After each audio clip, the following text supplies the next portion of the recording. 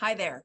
So today I want to talk about the flip side of being honest or lying or knowing when somebody's lying, which is to trust your intuition. So oftentimes we are all guilty, or most of us are guilty, of giving people the benefit of the doubt.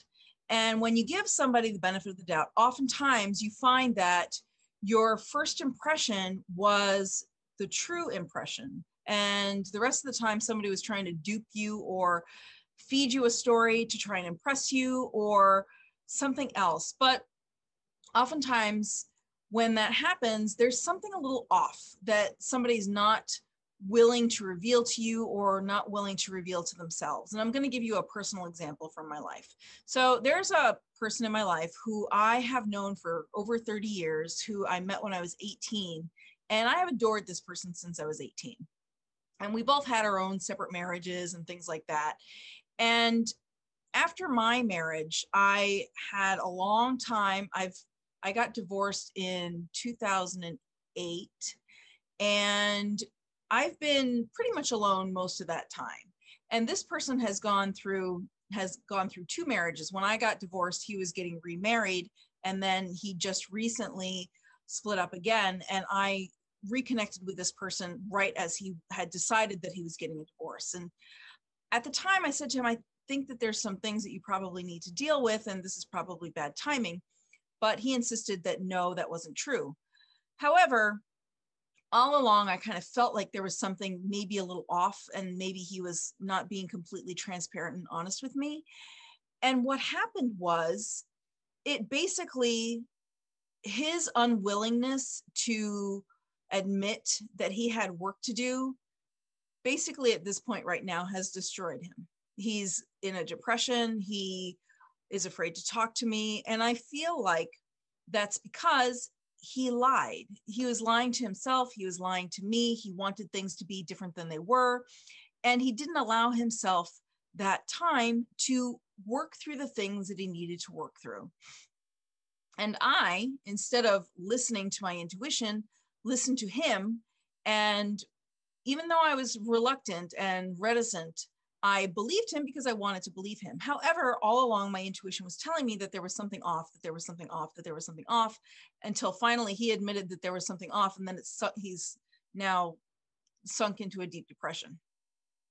So my point in talking about this is that oftentimes especially when we're looking at a relationship, and especially one that we want. So he and I both wanted a relationship with each other. But oftentimes we'll jump into it because that's what we want, to the detriment of listening to our bodies, listening to our intuition, and knowing whether it's actually right timing. So it is our responsibility then to take ownership of, yeah, I knew that there was something off, but I didn't press hard enough, or I maybe didn't believe it, or I was trying to give this person the benefit of the doubt, or whatever. The problem is that when you give somebody the benefit of the doubt, when they're not being completely transparent and honest with you, you can feel that. And we all want somebody who can love us for who we are. And if you are not able or unwilling to be completely transparent and honest with somebody, so for example, if you're hiding something, or if you're trying to just sort of brush things under the rug so that you can move on, then it's not possible for someone to actually love you for who you are, because you're not showing your true face. You're not revealing who you really are. That can be scary, to be transparent, authentic, and honest.